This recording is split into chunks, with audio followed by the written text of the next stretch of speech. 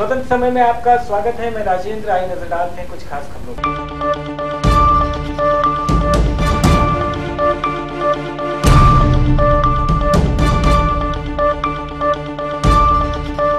कुरुक्षेत्र के सेक्टर 4 में मार्केट के समीप शव मिलने से सनसनी फैल गई। कुरुक्षेत्र के सेक्टर 4 की मार्केट के समीप उस समय सनसनी फैल गई जब वहां लोगों ने शव देखा, जिसकी सूचना पुलिस को दी गई, जिस पर थाना सदर थानेदार पुलिस प्रभारी केवल सिंह दल बल सहित मौके पर पहुंचे। वहीं अपराध शाखा 1 की टीम और फोरेंसिक जांच दल भी मौके पर पहुंच गया और शव को पोस्टमार्टम के लिए भेज दिया गया। जांच अधिकारी और थाना सदर थानेदार पुलिस प्रभारी केवल सिंह ने बताया कि पुलिस को सूचना मिली थी कि कुरुक्षेत्र के सेक्टर 4 की मार्केट के समीप किसी व्यक्ति का शव पड़ा है, जो मौके पर पहुंचकर देखा और मालूम हुआ कि शव किसी विक्रम नाम के युवक का है। शव के हालात बता रहे थे कि 2 दिन पुराना है, जिसका पोस्टमार्टम करवाया जाएगा और पोस्टमार्टम रिपोर्ट से ही मौत के कारणों का खुलासा हो पाएगा। कुरुक्षेत्र से विनोद खोंगर की रिपोर्ट। काशीपुर में कुंडेश्वरी चौकी क्षेत्र में अज्ञात महिला के नहर में लाश मिलने से सनसनी फैल गई। काशीपुर थाना में आज शाम कुंडलेश्वरी पुलिस चौकी में अज्ञात महिला की नहर में लाश मिलने से सनसनी फैल गई। सूचना मिलने पर मौके पर पहुंची पुलिस ने शव को पोस्टमार्टम के लिए भेज दिया है।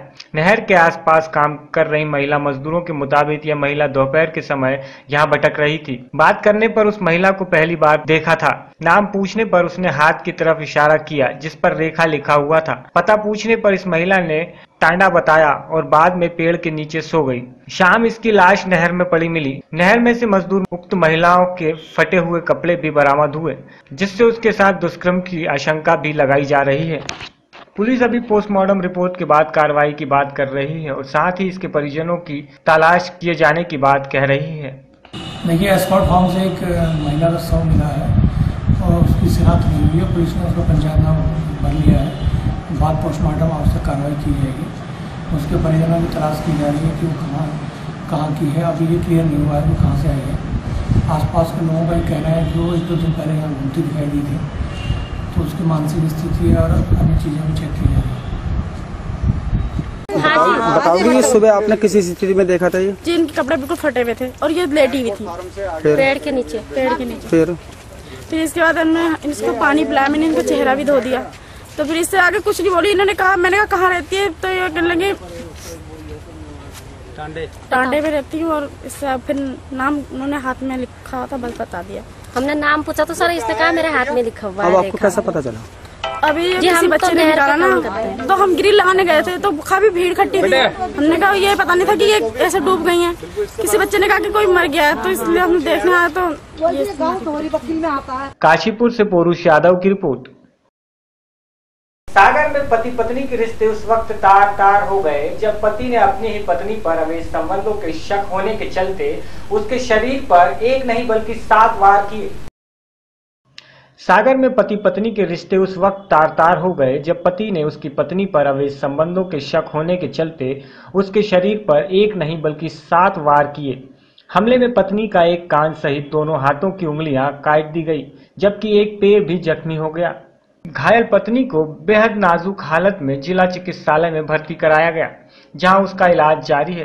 फरार पति की पुलिस को तलाश है। पीड़िता के 11 साल के बेटे ने अपने पिता के हिंसक इरादे मीडिया को बताए। जिला चिकित्सालय के वार्ड नंबर 5 में जिंदगी से जंग लड़ रही यह महिला शोभा रानी बंसल है, जिसके शरीर पर उसके पति कनाई उर्फ कन्हैया लाल बंसल ने एक नहीं बल्कि 7 हमले किए हैं। पीड़िता के एक कान के साथ दोनों हाथों की उंगलियां काट ली। बहरहम पति की बहरहमी इतने से शांत नहीं हुई तो उसने उसका बाएं पैर पर भी हमला कर उसे भी गंभीर जख्मी कर दिया और उसके बाद वह फरार हो गया। बताया जाता है कि आरोपी को अपनी पत्नी पर अवैध संबंध बनाने का शक था। पीड़िता के 11 साल के बेटे अंकित ने मीडिया के सामने अपने पिता के हिंसक इरादे बताते हुए कहा कि पिताजी शराब पीकर अक्सर मां से लड़ते थे और एक व्यक्ति के पीछे अक्सर यह लड़ाई होती थी। बेटे ने कहा कि हथियार से पिताजी लकड़ी छीलते थे, उसी हथियार से जैसे मैंने कभी सोचा न था कि मेरी माँ पर हमला करेंगे। पीड़िता आंगनवाड़ी में सरकारी मुलाजिम है और उसके 2 बेटे हैं, जबकि उसका आरोपी पति मजदूरी करता है।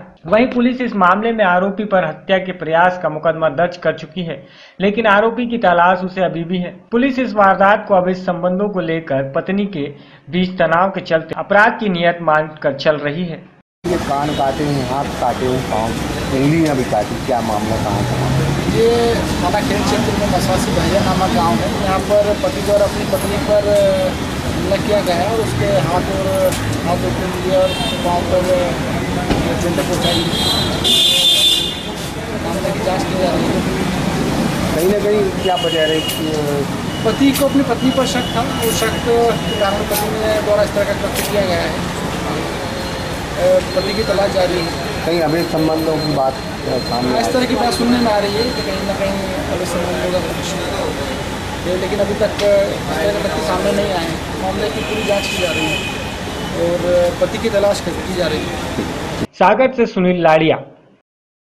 काशीपुर में बीते 2-3 अगस्त की रात को बाजपुर रोड पर एटीएम लूट के प्रयास में असफल होने पर वहां ड्यूटी कर रहे गार्ड शिवचरण की हत्या का आज आईटीआई पुलिस थाने में एसपी नीलेश आनंद भरने द्वारा खुलासा किया गया। काशीपुर में 2-3 अगस्त की रात को बाजपुर रोड पर एटीएम लूट के प्रयास में असफल होने पर वह ड्यूटी कर रहा गार्ड शिवचरण की हत्या का आज टीआई पुलिस थाने में एसएसपी नीलेश आनंद भरने द्वारा खुलासा किया गया। काशीपुर में बाजपुर रोड पर आईजीएल के पास लगे एक्सिस बैंक के एटीएम में अज्ञात बदमाशों ने 2-3 अगस्त की रात्रि में एटीएम काटने का प्रयास किया था। एटीएम काटने में असफल रहने पर उन्होंने वहां ड्यूटी कर रहे गार्ड शिवचरण शर्मा को मौत के घाट उतार दिया था। घटना के बाद एसओजी आईटीआई थाना पुलिस ने घटना में खुलासे के लिए जी जान लगा दी थी। पुलिस द्वारा एटीएम में सीसी फुटेज के आधार पर आरोपियों में से एक फोटो सार्वजनिक कर दिया। मुखबिर और 3 पुलिसकर्मियों के प्रयासों से 3 आरोपियों को गिरफ्तार कर लिया। पुलिस या पूछताछ में तीनों आरोपी ने अपना नाम फलविंदर सिंह, गुरप्रीत सिंह और हरविंदर सिंह बताया। गुरप्रीत और हरविंदर मुख्य आरोपी परविंदर सिंह के बेटे हैं। तीनों बाप बेटों ने उत्तर प्रदेश के जिला बिजनौर में आरटीओ द्वारा अपना कैंटर छुड़वाने के लिए एटीएम लूट की योजना बना डाली। कैसे मारा था आप लोगों ने उसे? हैं? क्या था मेन मकसद तुम्हारा?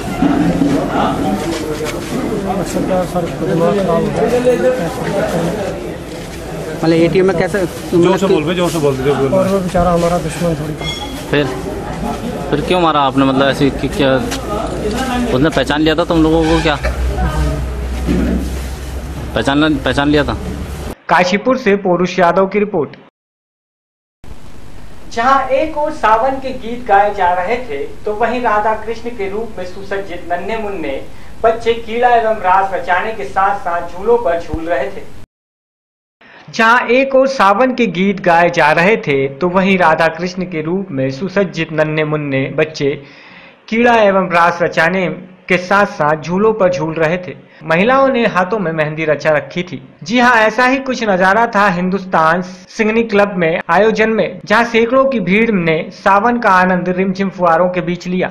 स्थानीय पंडित दीनदयाल स्मृति पार्क जटाशंकर के प्रांगण में पुष्पों के माध्यम आयोजित उक्त आयोजन के दौरान एक प्राकृतिक छटा देखने को मिली। कार्यक्रम का शुभारंभ भगवान राधा कृष्ण नाम के सत्संग प्रांगण में स्थित दीनदयाल उपाध्याय की प्रतिमा पर पुष्पमाला पहनाने के बाद किया गया।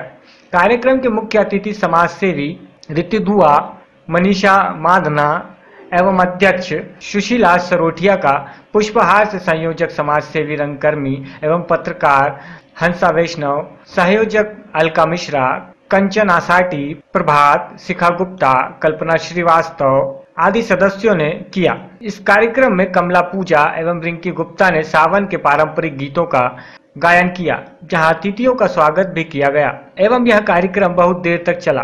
विभिन्न प्रकार की कल्पनाओं के साथ ही कान्हा एवं राधा के गीत भी इसमें होते थे। वहीं मेहंदी तथा श्रृंगार भी इसका एक हिस्सा होता है। कुछ इसी परंपराओं से परिचित कराने के लिए उपयुक्त आयोजन किया गया था, जहां महिलाओं ने 16 श्रृंगार किए तो मेहंदी भी लगाई, झूलों का आनंद लिया तो गीतों का भी गायन किया। पारंपरिक झूलों के साथ ही हिंडोलों का भी आनंद लिया तो बच्चों ने भी जमकर मस्ती की। रखा गया है संगनी क्लब की हमारी समस्त बहनों ने मिलकर के रखा है। ये राधा कृष्ण की जो ड्रेस फैंसी ड्रेस बनाई हुई है, इसमें हमारी जो छात्र छात्राएं ये अपना कार्यक्रम कुर्सी दौड़ के में भाग लेकर के और इसको कर रहे हैं और हम लोग चाहते हैं कि इस कार्यक्रम को अच्छे से सफल बनाओ हमारी समस्त दिवाली महोत्सव का हिंदुस्तान संगीनी क्लब की तरफ से जो कार्यक्रम आयोजित किया गया, बहुत सुंदर कार्यक्रम है।